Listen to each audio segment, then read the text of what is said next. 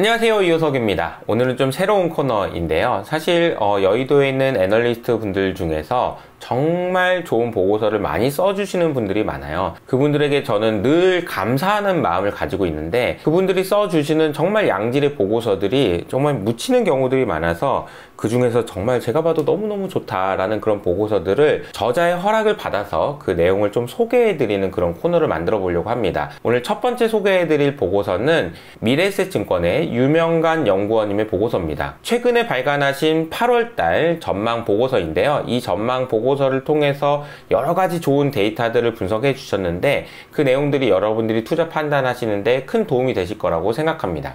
그럼 지금부터 시작해 볼게요. 우선은 제목은 8월 달에 선구안이 필요한 시점이다 라는 내용입니다. 보고서의 내용을 다 설명해 드릴 수는 없고, 우리가 제일 궁금했던 내용들 중심으로 한 3가지 정도만 포인트를 짚어서 설명드릴게요.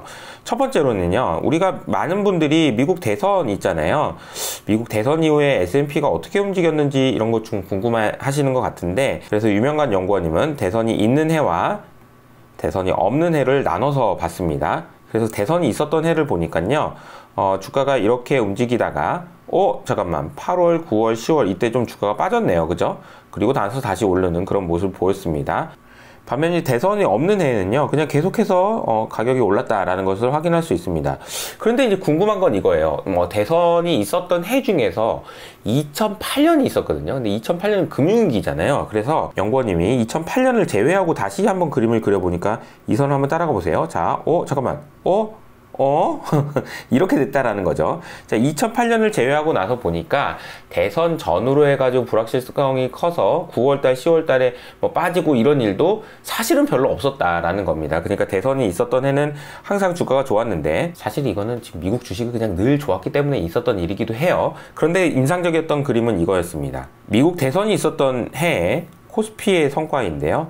미국 대선이 없었던 해에 비해서 미국 대선이 있었을 때는 2008년이 있었든 없었든 상관없이 이때 안 좋았다는 거예요. 그럼 우리나라는 왜 안 좋은 거야, 진짜? 이 그림을 보면, 아니 미국은 괜찮은데 우리나라 왜 그런 거야? 라는 생각을 할 수 있는데, 글쎄요, 제가 생각할 땐 이런 부분인 것 같습니다. 미국이라는 나라는 사실은 누가 대통령이 되나 마나 어차피 소비가 잘 돌아가고 거기 있는 기업들이 잘해서 상관이 없는데, 근데 미국에서 대통령이 바뀌면 어쨌든 미국의 정책이 우리나라를 포함한 다른 신흥국들, 다른 나라들한테는 영향을 많이 주기 때문에 이런 식으로 불안하기 때문에 주식시장이 흔들린 것 아닌가. 그래서 오히려 미국보다도 우리나라가 훨씬 더 많이 흔들린다라는 것을 확인할 수 있는 것 같습니다. 그리고 또 한 가지는 최근에 나타나고 있는 로테이션에 대한 이제 고민이에요. 즉 다시 말하면 미국 주식 중에서 빅테크들이 주가가 많이 빠지고 러셀 2000 같은 그런 소형주 주식들이 올라가고 있는데, 이게 과연 언제까지 이렇게 될 것이냐라는 질문인 거죠. 그래서 연구원님의 자료에 보면은 M7, 그러니까 이제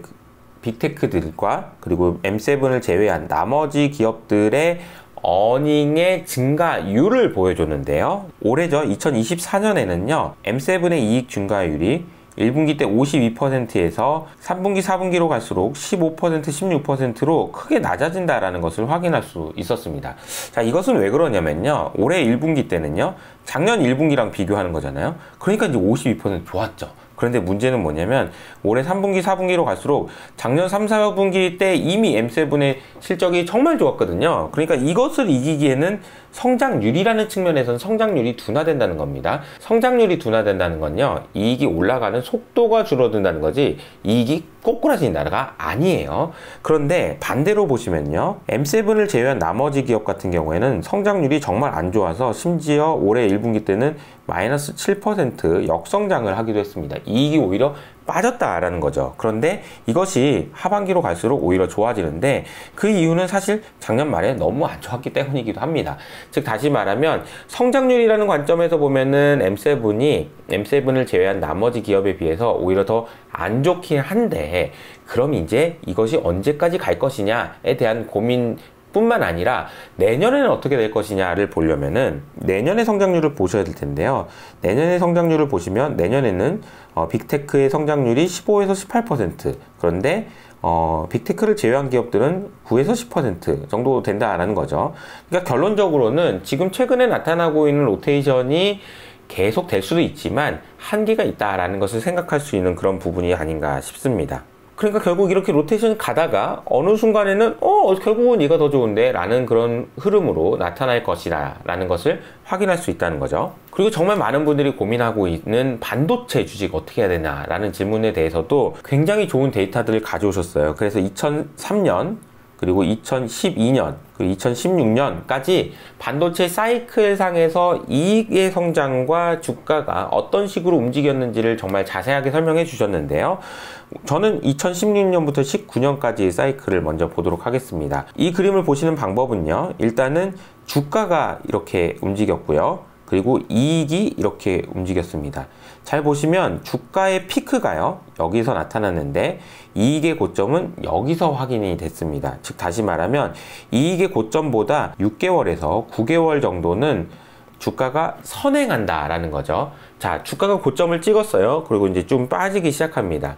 근데 이익의 고점은 그보다 6개월에서 9개월 후에 나타난다는 거니까 주가가 빠지는 동안 항상 이런 이야기가 나옵니다.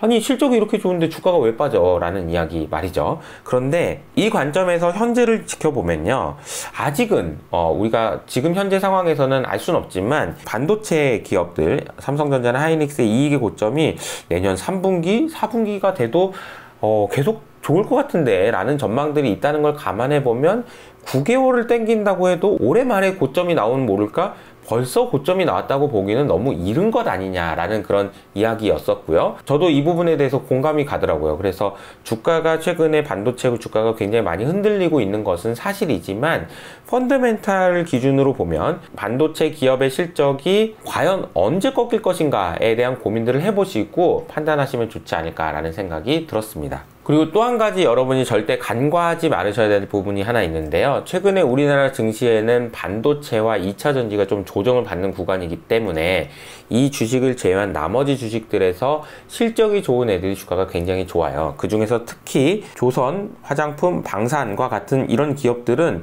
반도체 업종하고 상관계수가 굉장히 낮다라고 이야기하더라고요. 그래서 이 이야기는 무슨 얘기냐? 반도체 오르면 얘네들 빠지고 얘네들 오르면 반도체 빠지고 이런 현상들이 나타날 수 있기 때문에 반도체가 귀환하는 그런 시점이 되면 이 주식들은 조금 안 좋을 수 있다. 반도체와 이 주식들과는 서로 반대로 움직이는 경향이 있다라는 것도 확인하시면서 투자를 하시면 좋지 않을까라는 생각이 들었습니다. 사실 이 내용 말고도 정말 좋은 데이터들이 많거든요. 그러니까 제가 유명관 연구원님의 텔레그램 채널을 링크해 드리겠습니다.